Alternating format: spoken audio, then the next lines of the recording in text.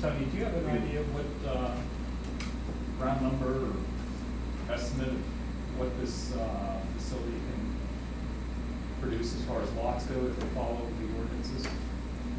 I would only be hazarding a guess. I really haven't done an evaluation. I would estimate that we lose probably at least 2 lots. They'll lose 2 lots? That'd be my guess. I think what would happen is the loss of those 2 lots would allow the remaining lots to become larger, and the facilities to become larger to accommodate the living ratio. But it's, I haven't done an evaluation. It's an educated guess.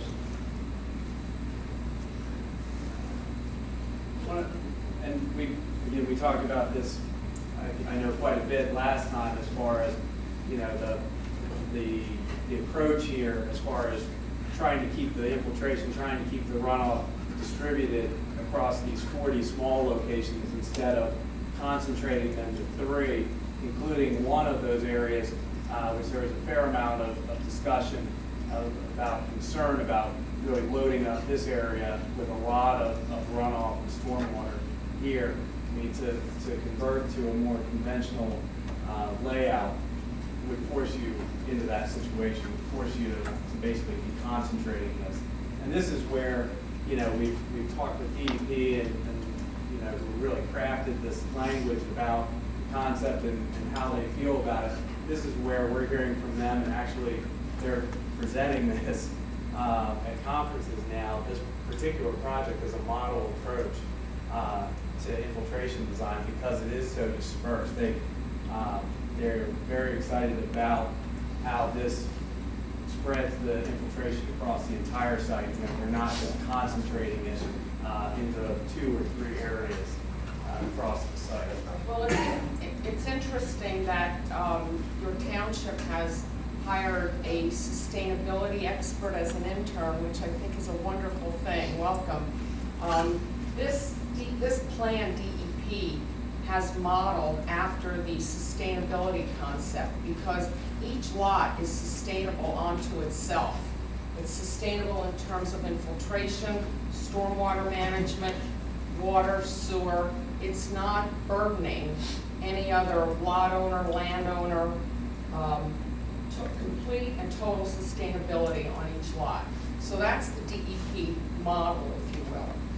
And that's where I have an issue. Not that I'm in for big government, but you know, I see some of the other, and these aren't even subdivisions, these were just lots that were divided off earlier, that we required folks to put stormwater basins in their property.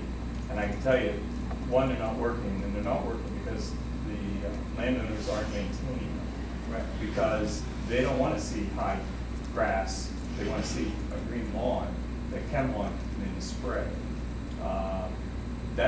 That's my concern.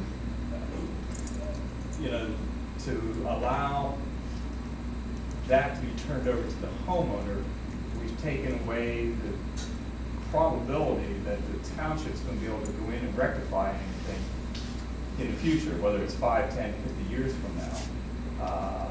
You know, if it's in the homeowners association's hands, we have a lot better control. Unless you were going to give us access to every one of those basins that we can bring our own equipment in. If they're not maintaining it, we can go in and maintain it and build it. The township would, I mean, correct me if I'm wrong, the township would absolutely have that right.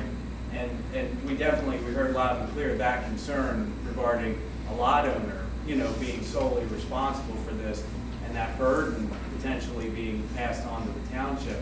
And that is why with the additional supplemental information that was submitted, you know, Keystone's made it very clear that the HOA will step in if the lot owner is not fulfilling their maintenance responsibilities, if the facilities aren't functioning correctly, so it does not become a burden to the township.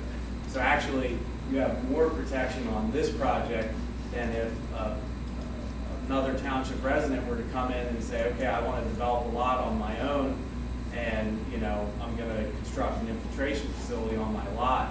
Then it is really the lot owner and then the townships would have to step in. In this particular case, you're getting that same benefit that I think you're referring to with a say Fox Chase, where the HOA controls the open space. The HOA will ultimately have responsibility for these and will then be in a position that they'll have to bill the lot owner and deal with, any legal issues there to make sure they're functioning correctly. Tony, do you agree with that, that we have like a three-layer effect Yeah. going on? It's homeowner education, Yeah. legal documentation, sign-off disclosure with that Right. homeowner.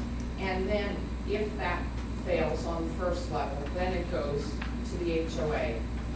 Right. And then at that point, it would follow the normal course of township, Yeah. of course, would get involved if the HOA to move forward. Right. And I am concerned in the near term, but, we've got to look at what's going to happen 25, 50 years from now. The folks that took your original education, I think you probably, did a good job, you don't have back for them. And the people who go in will nod, they'll understand it, but they're not going to particularly like tall grass in the front yard after you leave. And then we have an issue then. This is the only time where I would step in and say government has a responsibility to take care of that, because it's going to impact the rest of the other neighbors with the runoff and everything. And we're already in litigation over that now. I don't want to see any more.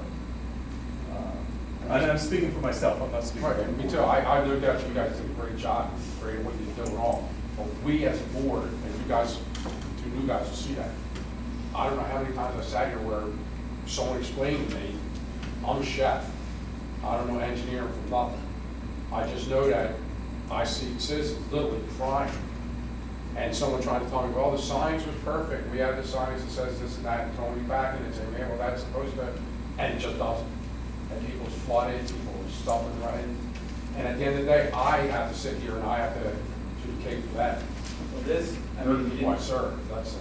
in all honesty, this is a much safer scenario, so for the protection of the residents of the township, than to convert to a 2 or 3 facility option. Because, and where I'm going with that is, we put one facility here, and this goes back to the original plan. There was one very large facility in each corner of the site.